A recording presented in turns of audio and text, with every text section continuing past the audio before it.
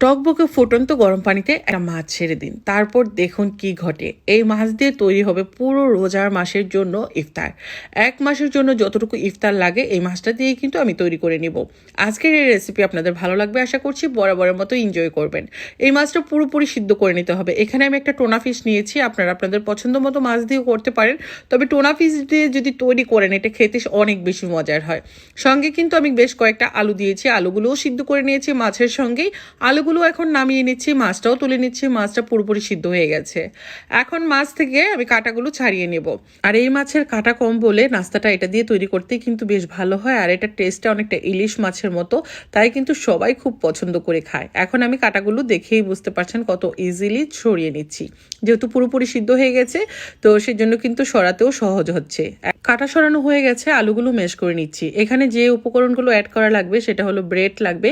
আমি এখানে 2-3 পিসের মতো ব্রেড দিয়ে দিচ্ছি, আর ব্রেডটা দিলে এটা বাইন্ডিংয়ের কাজটা সুন্দর হবে আর এটা খেতেও বেশ ভালো হবে। এখানে ব্রেড দেওয়ার পর আমি যে উপকরণগুলো দিচ্ছি আপনারা একটু দেখে বুঝে নেবেন। এখানে দিয়ে দিচ্ছি আমি চাট মশলা 2 টেবিল চামচ পরিমাণ, যেহেতু মাছের পরিমাণ অনেক বেশি। আমি মরিচ দিয়ে দিলাম, শুকনা মরিচ ক্রাশ করা প্রায় 2 টেবিল চামচ পরিমাণ, গোলমরিচের গুঁড়া 1 টেবিল চামচ পরিমাণ, টমেটো সস 1/2 কাপ পরিমাণ, 3টা ডিম। আর ডিমগুলো দেখে হয়তো বুঝতে পেরেছেন এখানে 3টা ডিম দিয়েছি, স্বাদ মতো লবণ, আর পেঁয়াজের দিয়ে দিচ্ছি বেরেস্তা। যেহেতু আমি এটা ফ্রোজেন করব তাই পেঁয়াজের বেরেস্তাটা অ্যাড করলাম। আর আপনারা যদি মনে করেন না সঙ্গে সঙ্গে ভেজে খেয়ে নেবেন তাহলে কিন্তু কাঁচা পেঁয়াজও অ্যাড করতে পারেন। কিছু এখানে স্প্রিং অনিয়ন দিয়ে দিলাম, আর ধনিয়া পাতা কুচি, কাঁচামরিচ কুচি, সেই সঙ্গে আমি 2 টেবিল চামচ পরিমাণ ঘি অ্যাড করে দিলাম, এতে করে খুব সুন্দর একটা স্মেল আসবে। এখন সব উপকরণ হাত দিয়ে ভালো করে মিশিয়ে নিচ্ছি। এভাবে করে মিশিয়ে নেবেন, এতে করে সুন্দর একটা সফট ডো তৈরি হবে, যেটা দিয়ে তৈরি হবে আজকের মজাদার নাস্তাটা। আর হাতের মধ্যেই যদি কাটা থাকে এভাবে করে তুলে নেবেন। এখানের কাটাগুলো একদমই সফট, এই মাছটাই খেতে অসাধারণ।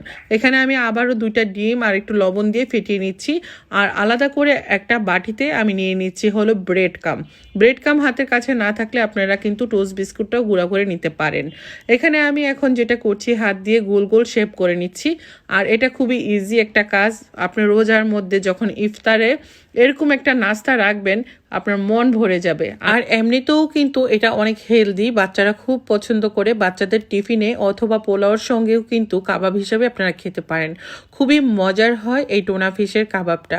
ফুল রেসিপিটা যদি ফলো করে এভাবে তৈরি করেন, একবার বাসায় বানিয়ে দেখবেন। বাংলাদেশে তো এই টোনা মাছটা খুবই সস্তায় পাওয়া যায়। একবার তৈরি করে কিন্তু আপনারা 2 মাসের মতো ডিপ ফ্রিজে সংরক্ষণ করে খেতে পারবেন।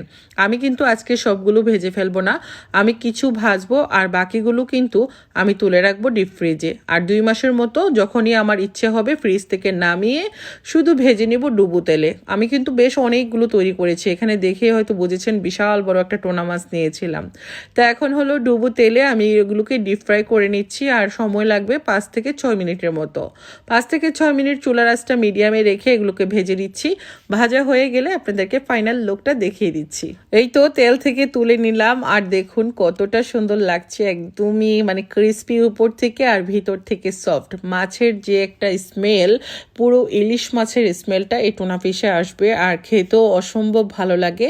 বিকেলের নাস্তায়, রোজা ইফতারে অথবা বাচ্চার টিফিনেও কিন্তু আপনারা এই নাস্তাটা দিতে পারেন। পোলাওয়ের সঙ্গে, বিরিয়ানির সঙ্গে, কাবাব হিসেবেও কিন্তু এটা রাখতে পারেন, খুবই মজার। তো আশা করছি আজকের রেসিপি ভালো লেগেছে। যদি ভালো লেগে থাকে প্লিজ বেশি বেশি করে শেয়ার করবেন। আপনাদের একটা শেয়ার আমার জন্য অনেক বেশি উপকারী। দেখে হয়তো বুঝতে পেরেছেন এর থিকনেসটা কেমন হয়েছে। তো এখন যেটা দেখাচ্ছি, প্রতিদিন তো অনেক ভিডিও শেয়ার করি আপনাদের সঙ্গে, তো কিচেনে বেশিরভাগ সময় আমার থাকতে হয়। কিচেন থেকে বের হওয়ার পর আমি যে সাবানটা ইউজ করি এটা হলো স্যাফরন সোপ, আর এই সাবানটা দিয়ে যখন স্কিনটা আমি মানে মুখটাকে ধুই তখন কিন্তু আমার মুখের উপর যেই মানে ময়লা থাকে সেগুলো চলে যায়। মুখে যে কালো ছুপ দাগ, আমরা মেয়েরা বেশিরভাগ সময় যে কিন্তু রোদে চুলার পাশে থাকতে হয়, কাজ নিয়ে বিজি থাকি, এতে করে কিন্তু আমাদের চোখের নিচে কালো দাগ পড়ে যায়, অনেক সময় মেস্তা হয়। তো এগুলো কিন্তু সব চলে যাবে যদি এই সাবান দিয়ে আপনি রোজ সময় করে মানে সকালে একবার, রাতে একবার বা গোসলের সময় অল বডিতে ইউজ করেন। এতে করে বয়সের যে দাগ, কালো ছুপ দাগ, মেস্তা, তাও এগুলো কিন্তু একদম চলে যাবে। এটা প্রচুর পরিমাণ স্যাফরন আর গড মিল্ক দিয়ে এই সাবানটা তৈরি। আশা করছি যাদের লাগবে স্ক্রিনের উপর যে ফোন নাম্বারটা দেওয়া আছে অর্ডার করে নেবেন।